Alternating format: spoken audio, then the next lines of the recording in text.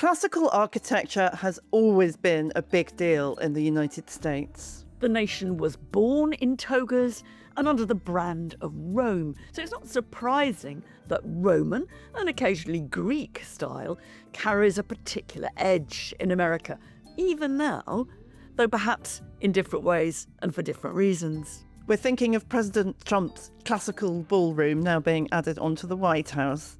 Or the huge triumphal arch, that Roman symbol of power and success that the president plans for the ceremonial centre of Washington, D.C. Which is an overblown piece of vulgarity to its detractors, far too big, far too much gold, but to its fans, it's a glorious celebration of the United States in the most appropriate architectural style and in the most appropriate place. In this episode of our mini-series, USA 250, we're looking at classical architecture as a visual touchstone of America and sometimes a lightning rod for disagreement. Because it's not just something that's always been taken for granted. It's often been contested and debated and fought over. How far can classical idiom stand for the modern state?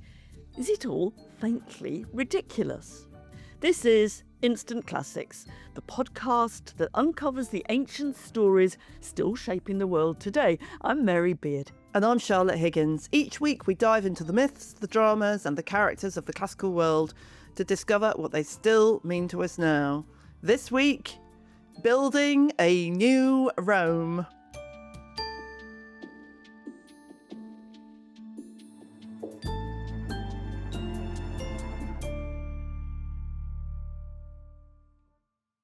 Charlotte, I'm going to take you back again, and we've mentioned this before. I want to take you back again to your first visit to DC, which was not all that long ago, first visit to Washington. It was only last year, and I don't know what I expected, but I really did have this feeling of being a small person at the centre of empire. You know, being a very tiny creature, and it made London and Paris and actual Rome feel a bit chaotic and small and sort of pokey. When you get to the mall in DC, which is that long sort of public park, effectively, with the Lincoln Memorial, with the Capitol at one end, with the Washington Monument, the obelisk in the middle. It's an enormous space, right, Mary? And it's lined with classical buildings, with museums, and that the sort of scale of it, and the sense of it being very deliberately designed, which we'll talk about later, or not. It's an extraordinary feeling actually being there for the first time. No, it is. I mean, it's, for me too, it's the kind of closest thing you get to feeling like you're in ancient Rome, because it's the combination of the classical style architecture with the sense that this is a city that thinks of itself, at least, and partly is, the centre of power, at least in the West. And so it still has a real Roman vibe to it, classical vibe. Now, I think we've got to be absolutely clear here that there are plenty of bits of the city of Washington, D.C., which are not full of columns. We're talking about the ceremonial centre, the bits you visit if you're a tourist, the governmental centre. We're not talking about where the disadvantaged live, but it brands itself still as a Roman place with Roman style power.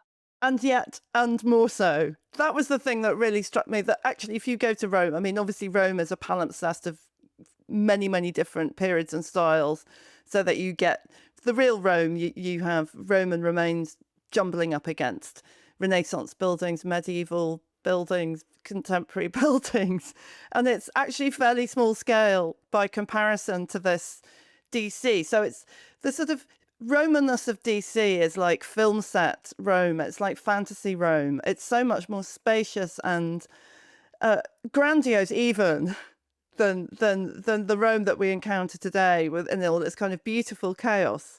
This is the sort of rational vision of a super-powered Rome. And yet it started, this kind of classical idiom started long before the US was a superpower. Yeah. And we saw in an earlier episode the kind of Roman ideology around the American Revolution. But there's also some real aesthetic, cultural, political drivers and individuals who are responsible for this. I mean, and the real key figure, I guess, is third President Thomas Jefferson, who spent some time in France, who actually saw French Roman buildings. He was particularly keen on that wonderful temple in Nîmes, so-called the Maison Carrée of Nîmes. And he was very much driving an architectural style, not just for Washington, D.C., but also for his home state of Virginia. So you know, he is seeing that form of architecture as something which is going to mark out the state capital in Virginia. And, you know, what's interesting is you now go around American states and the capital, spelt with an A, the capital cities of these American states, they have state capitals, just like the Capitol in Washington, D.C. But that was partly a Jeffersonian renaming, right? They'd been called things like state houses before. And so what Jefferson is quite consciously doing is injecting Romanness and a Roman terminology and Roman architecture into the individual states of the Union. I hadn't realised this history at all until we were researching this episode of how hard and how thoughtfully Thomas Jefferson pursued research about classical architecture in France. And you know, there's a story about him sitting for hours admiring the Maison Carrée. This is one of the best preserved Roman temples in the former Roman Empire. He knew about the Maison Carrée from studying the Italian architect of the 16th century, Palladio, and so a lot of his classicism comes sort of through Palladio as well. But he sat for hours studying the Maison Carrée, and he wrote about it, and you know, all of this goes hand in hand with revolutionary ideas. Being in France is key as well, because France is going on a sort of parallel track through its revolution of classicizing its architecture. So all of this is happening, and France, his trip to France is absolutely key. He admires the Triumphal Arch in Orange, which he thinks was built to honor Marius, who was a Republican figure. In fact, it was much later than that. It was built in the Augustan age. But this is all absolutely crucial to the future DC. But they're building these monumental. They start to build these monumental buildings, Mary, don't they? Before DC is really a proper city. So they've got the vision to build these monumental buildings on what is effectively a marsh. And it's you know, the whole thing, you know, it's a swamp. DC is a swamp. So they're building, before there's a proper city to surround the monumental buildings with, that they start building the monumental buildings.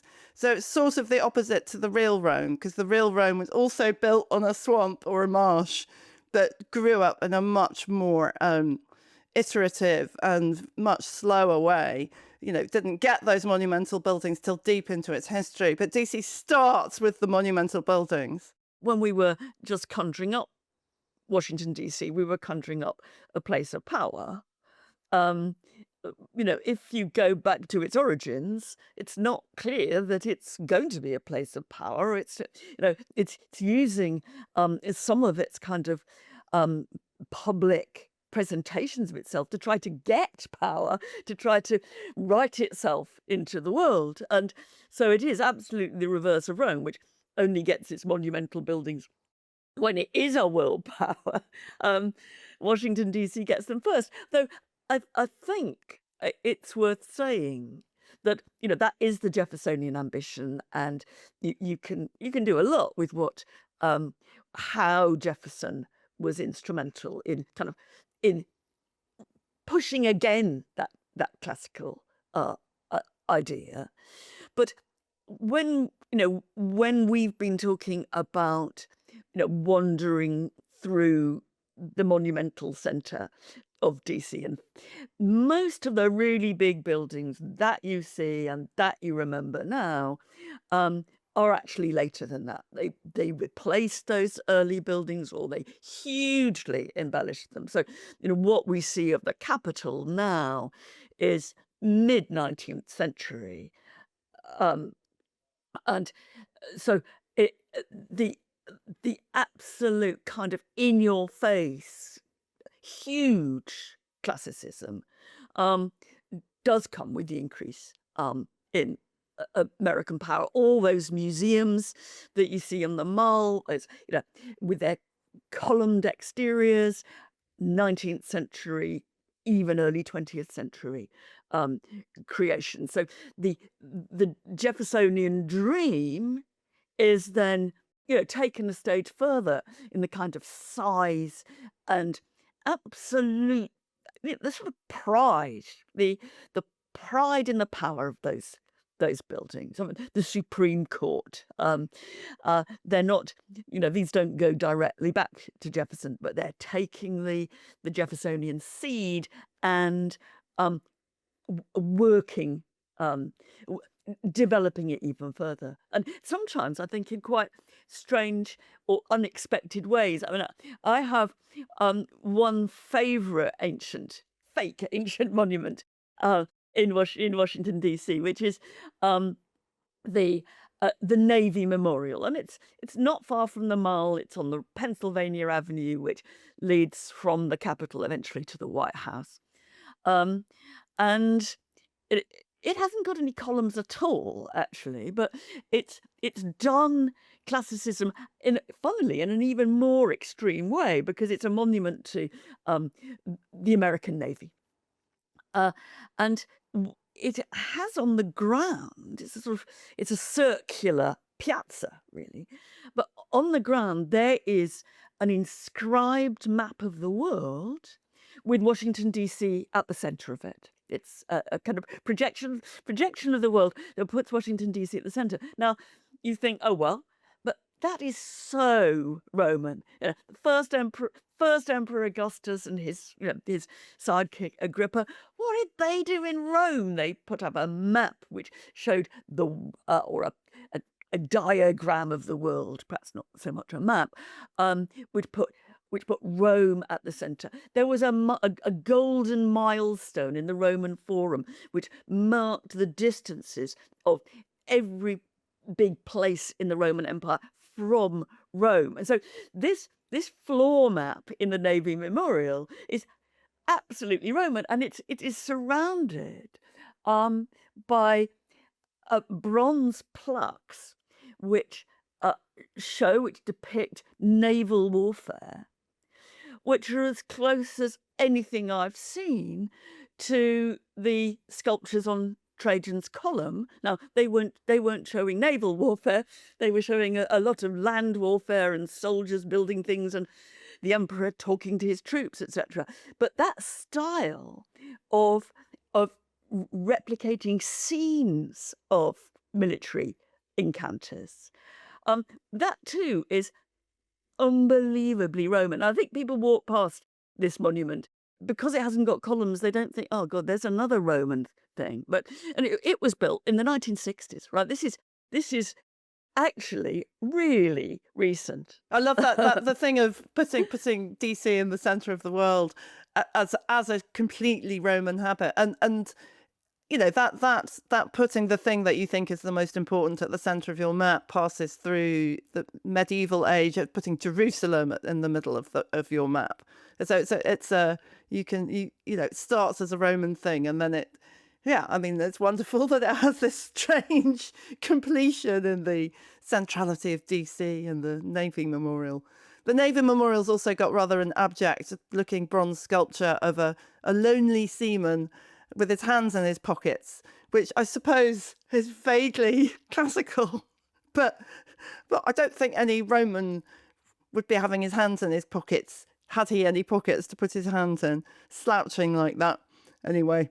So when we talk, and when quite a lot of people sort of tut a bit about Trump's commitment to classical style, there is a long history there. And Trump has put out, in his 2 presidencies, he's put out 2 executive orders, one in the first presidency, one in the second, actually putting in writing how American architecture should be classical. I mean, he's laying down rules for saying that public buildings in Washington, D.C. must be in a classical style, because classical style is more authoritative and it's more beautiful than anything else. He goes back in the latest executive order, which I've got here. He goes back to Washington and Jefferson. And he said they consciously modelled the most important buildings in Washington, D.C. on the classical architecture of ancient Athens and Rome. Well, not so much Athens, actually, but never mind. They sought to use classical architecture to visually connect our contemporary republic with the antecedents of democracy in classical antiquity, reminding citizens not only of their rights, but also their responsibilities in maintaining and perpetuating its institutions. So it's beauty combined with authority for Trump, combined with what the American Republic is all about, and waving the flag. Some might say this is not entirely obvious, waving the flag for democracy, but that is where Trump is pinning his flag, that's for sure, onto classicism, and he is building himself. I mean, controversially, always it has to be said, he's bulldozed or had bulldozed the one wing, the East Wing of the White House, and he is going to erect his classical style ballroom there. And he's been very, very keen that out of all the different orders of architecture he could choose, he has chosen to have Corinthian style columns, because he said that they're the best. All architectural historians agree they're the best. I don't know about that, but so it's wearing its classicism on its sleeve. And then, of course, there's the Triumphal Arch that he dearly wishes to build. We're used to seeing triumphal arches in capital cities. You know, the Arc de Triomphe in Paris, the Wellington Arch in London, and it can be easy to forget that what they're doing is they're taking over a very, very specifically Roman form. Right? I mean, there's so much part of the landscape that we've kind of forgotten their history. But the idea of a freestanding arch in a city centre is something that Roman architects developed. Now, they partly developed it in the context of their ceremony of triumph, their victory parade, which a great procession that they celebrated after all their most bloody massacres, or they would have called huge successful military campaigns. And it's possible that these arches, in sometimes going over the street, it's possible that those arches were part of the triumphal procession, that they would have, that the army would have processed through the arch as part of its ceremonial kind of journey up to the Capitol Hill in Rome. It's quite how accurate that is, it's not clear, because I think many of the triumphal arches that particularly emperors put up, are kind of celebrations of generalized success, not necessarily of individual victories. I mean, it's something which does go back to the 2nd century BC, this form of the Triumphal Arch, but we don't have any surviving until well into the empire, and but very much as pretty brash celebrations of Roman power. I mean, the Arch of Constantine, which you see now near the Colosseum, is one of the biggest. There are 2 arches like that in the Roman Forum. So Trump is going back to that particular form and saying, what's amazing about Washington, everybody, listen to this, there is a triumphal arch in New York, but Washington, the center of world power, doesn't have what it ought to have, which is a triumphal arch. And so he's got, predictably, the one that he's designed is going to be bigger than any other person's triumphal arch anywhere in the world, but that's what it's looking back to, and it has. It seems that it has passed most of its official approval stages. Now, it's going to be very close to the Mall, very close to the Lincoln Memorial, and near the Arlington Cemetery, that end of the Mall in Washington. Mary, should we talk about why this arch is actually pretty controversial right after the break? Yes.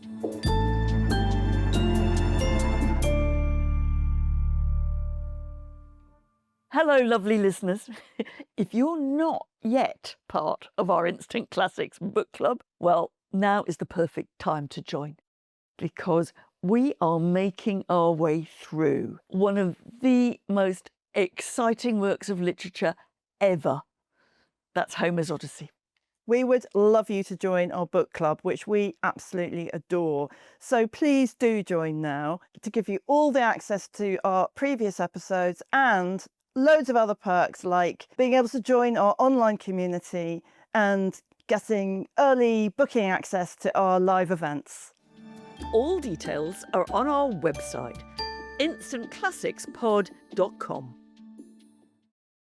I think it's important to realise that Trump's classical architecture, and we'll come on to this very soon, is controversial. You only have to pick up an American newspaper to see them arguing about the ballroom and the planned triumphal arch. But there has been a very long history of controversy about how Washington in particular presents itself in this classical way. I mean, we now, as we've been saying, we go there and we think, wow, but almost all of these buildings have been the cause of dispute, and it always seems to me that there's a real fault line when you look beneath the surface of these images of power. When you look beneath the surface, you find this kind of, as a paradox, because what was the imagined model for the United States? Well, it was Republican Rome. It was Rome before the age of the Caesars. It was when Rome was a sort of democracy. I mean, it was never democratic in the way, say, the 5th century BC Athens was, but it was a power-sharing culture that did not have kings. That was what was crucial. Now, that's what is in the mind of the founders. The problem is that almost no, a tiny bit, but almost no architecture, no buildings of that period actually survive. Right. So the architecture that's actually being aped, imitated and drawn upon is not Republican architecture at all. It's the dreaded architecture of authoritarian single person king-like rule, i.e. imperial architecture. So this is a huge paradox at the heart of DC's sort of imperial. I mean, it is literally imperial. So it was imperial ambitions are not Republican; they are imperial. And I thought it was nice. You kind of hinted at that when you talked about the Roman arch in the south of France, which Jefferson thought was of a Republican date. He thought it was put up to celebrate, first century BC, early first century BC Marius. In fact, it's a monument put up by the first proper Emperor Augustus. Right? So the whole of Washington, in one way, is an amazing kind of Historical mistake? historical. It's a kind of well, it's a historical paradox. It's that you're in it. It kind of cites you in precisely the kind of Rome that the founders were fighting against. Right.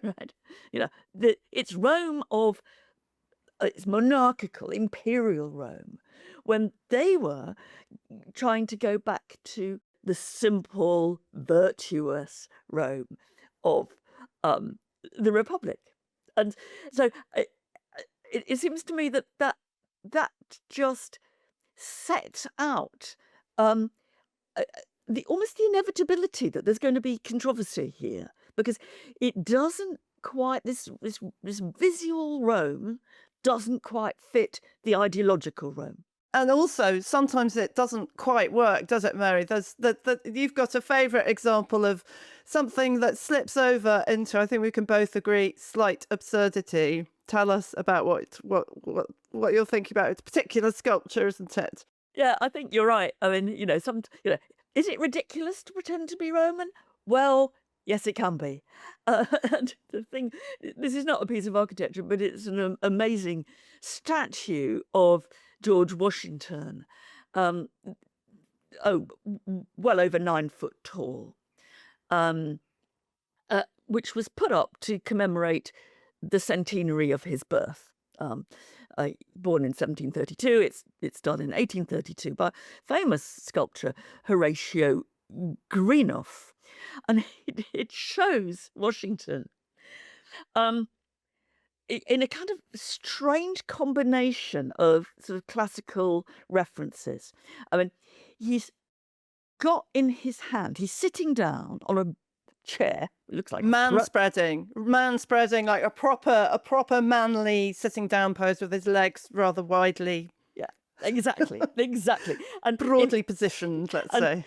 And in one of his hands, he's got a sword, which he's in the act of sort of handing over. We don't see to whom he's handing over, but there is no doubt that this was trying to echo that Republican hero, Cincinnatus, who saved Rome, and did then, once he had led Roman troops to victory against the enemy, he doesn't then go on to be a dictator or to take power for himself, but he hands back his weapons and he goes back to his country plot and returns to an ordinary life as a farmer. And there is something here about Washington. He is not becoming a king. He is the Cincinnatus who is handing back the sword that he could have used for himself. It's not just that. There's many ways of representing Cincinnatus. Greenough obviously has got something else in mind, because there was a very, very famous statue of the god Zeus or Jupiter in the Temple of Zeus in Olympia, 5th century BC. Doesn't survive, but there are plenty of descriptions and reconstructions of it. And Jupiter is sitting on his throne. He is naked to the waist and he's superhuman in size.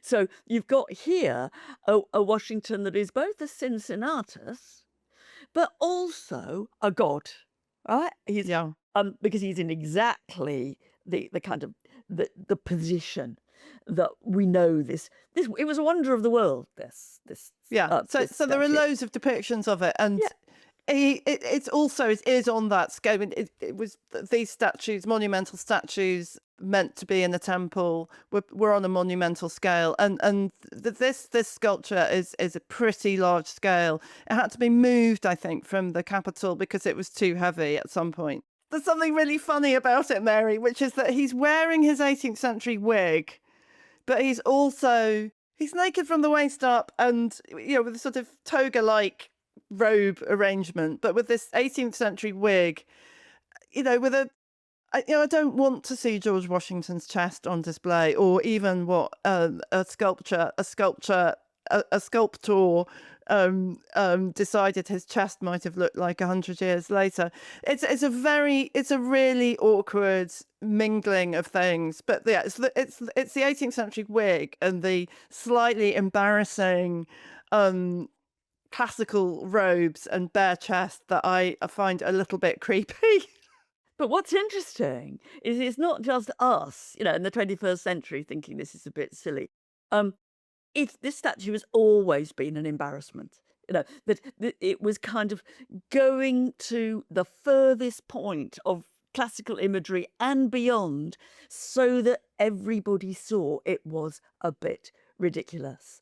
And it started out in the capital, but then they didn't think the floor would survive because it's 12 tons or something. And then it's moved round, and it's outside, and then it's put inside, and it is finally been given a place, actually, frankly, hidden away in the Museum of American History. It's now been museumified. So we don't have to face on really public display this sense that that Roman imagery can backfire. That's what it's telling you. I think it's talking of which, Mary, back to the Triumphal Arch. Yes. I mean, the Triumphal. I mean, it's easy to see why it's so incredibly controversial, right? It's the scale alone, right? It would be as planned. So the original suggestion for the arch was fairly modest by the standards of triumphal arches, but Donald Trump wished for it to be larger. So the current scale of the proposed arch is over half the size of the Washington Monument, the big obelisk. So this is super big. There's a group of veterans from the Vietnam War who object to it strongly because to their mind, it would ruin the connection between the Arlington Cemetery, which of course is a place of great memory and sacredness for military veterans and the families of the fallen. They feel that it would disrupt the whole sort of area and the passage and the view. He did want to have some golden lions seated at the base of the Triumphal Arch, which have been eradicated from the plan, and it's gone through the Commission on Fine Art. It's gone through the sort of first planning process, but actually it may yet fall. Who knows? Because it's currently it would need to get special permission to skip the law on how tall things can be in DC. So it's not quite a done deal. No, it has annoyed people on the kind of the obvious vulgarity. The usual Trump stuff, far too much gold and far too big. It would, if you counted the statue on top of it, it would be the tallest triumphal arch anywhere in the world. Now, to stick up for Trump a bit, it's not what I usually do, but it is more Roman, I think, than people think. I mean, when we look at the surviving Roman triumphal arches, they've lost their decor. They've been pared down. The sculptures have fallen off them, or many of them have. And the gilding doesn't any longer survive. What also doesn't survive is the decoration that would have been on the top of most of these arches, which is a bronze or often gilded bronze, I guess, a great chariot or some other form of sculpture on the top. So I think that in some ways, Trump's vision of this arch, which is to be kind of loaded with bling, is not entirely different from what some of these, at least in Rome itself, what some of these arches would have carried in in antiquity. And of course, the Wellington Arch in London, if you go and look at that, it's got a chariot, a bronze chariot on the top, with. I have never looked at this very closely, but I think what's happening in this bronze chariot is peace. This is a 19th century monument. Peace is descending to kind of tell the war chariot that it now doesn't have to fight any wars. But again, that was a pretty controversial addition in when this thing was being designed, and there were various different versions. But again, actually very Roman. I think you could even make the argument, just to play devil's advocate here, that Trump's arch could be seen to be relatively pared back and modest compared to the look of Roman triumphal arches at the time that they were built. Because remember, at least Trump's arch is not going to be garishly painted in all the colours of the rainbow, which those original arches probably would have been highly coloured. We think of triumphal arches as being pale, unpainted stone, and there's no current proposal, but we watch this space to make a multicoloured arch. I mean, the other thing I suppose one might add to the list of controversies is often, but not always, Roman triumphal arches were erected to celebrate a huge military victory. And, has Trump won any huge military victories? Discuss. And I think we'll leave that to our listeners to assess the current military situation and decide whether any wars have been, in fact, won. But I suppose to counter that, they're not always around military victories per se, are they, Mary? Sometimes they are celebrating greatness in some much more abstracted way than specific military victory. There's always a hint of military victory. I think it might not be commemorating that particular battle, but it's the success that it's commemorating is inevitably in Rome. Partly military success, but also it can be an embarrassment. They can be an embarrassment, even for Romans. And there's a wonderful story of the general Pompey the Great, Julius Caesar's great adversary, but who was.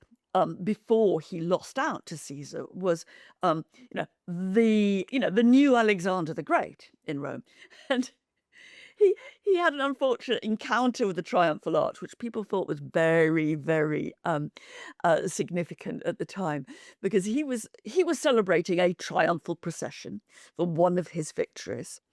I think in the early 60s, it might be a bit before.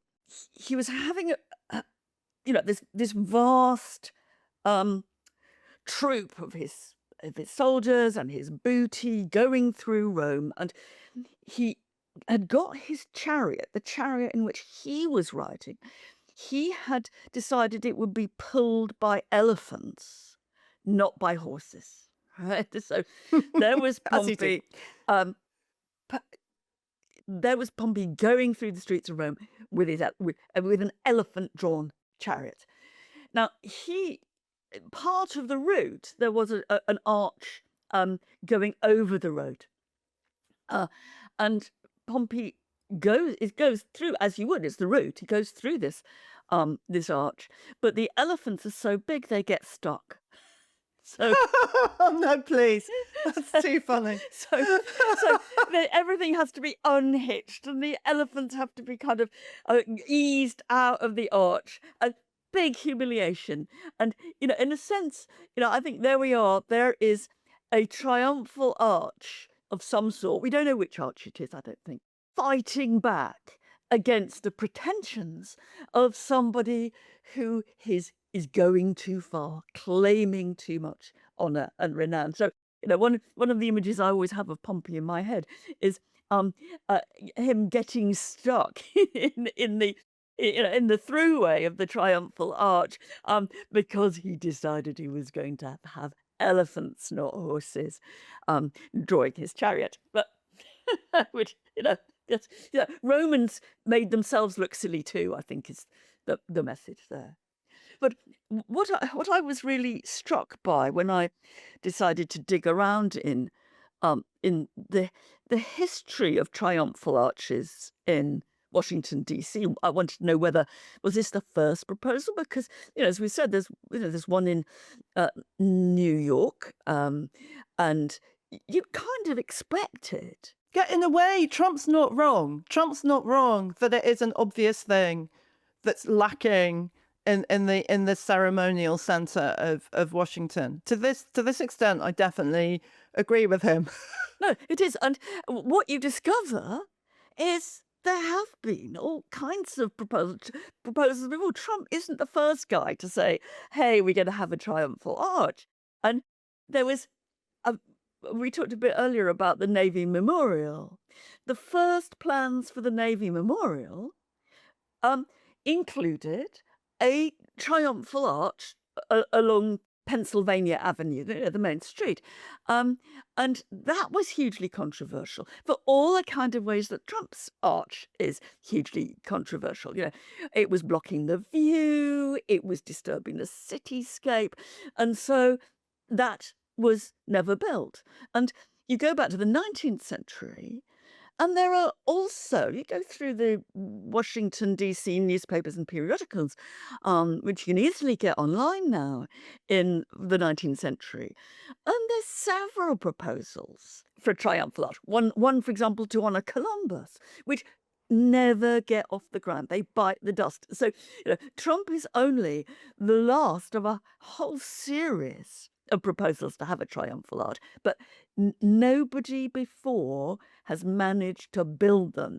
They've got them on paper, but they haven't built them, except for one, which was put up across this big thoroughfare, Pennsylvania Avenue, and it was to honour the victory in World War One. But it was made of plaster. It was cardboard. It was a temporary arch, and there are pictures of soldiers marching through it, but it was then taken down. And that was also, I mean, in the Renaissance, quite a lot of European dynasts went into the temporary triumphal arch business because it was quite a lot cheaper than building a full-scale marble version. But the only one that was ever put up, as far as I can see, in DC was this, cardboard and plaster one to celebrate a military victory. I mean, I love the idea of the cardboard plaster one, partly because DC, the mall does have this stage set vibe to it. And it actually does remind me of the kind of Rome that is built for movies, for American movies that are set in Rome. For Cleopatra, for example, which we talked about in a previous episode. This is a sort of it reminds one of the fantasy Rome that's being built here. And it always is. I mean, the point about Rome, and what always kind of slightly undermines the Jeffersonian ambition, is that it always is a bit of a fantasy. It's never, it's not real. Even when it's built in solid stone, it's always not just very, very imperial, but it's always a bit of a fantasy creation. And it reminds me, Mary, in a previous episode, we had Grayson Perry as a guest on the show, and he talked about his hatred of classical civilization. And one of his bits of evidence for his loathing, or one of his arguments, was that it's kind of Palladian classical architecture as the sort of temple, as the British country house, or the museum building is a cliche, and it's a cliche that has been unthinkingly been used to present an image of authority and antiquity and credibility, when in fact, this style of architecture is really indistinguishable from a history of enslaved people, slave economies. If you fast forward that line of thought through to Jefferson, he built his country house in a sort of Palladian style, Monticello. It was a plantation using the forced labor of enslaved people. These connections become kind of difficult, I think, if you're really thinking hard about how to build new architecture in Washington, D.C. And I think what we can see is that if you're building, for example, as was done 20 years ago, the process to build this was begun at least 20 years ago, and it's been open for a few years now. But the Museum of African American History on the Mall, you cannot possibly build a classical. You can't build a Roman temple for that one. The columns and the pediment are far too much associated with all the things that are unnerving and bad and disturbing, and you couldn't possibly make a museum to African American history resemble a slave plantation owner's house, or indeed a Roman temple.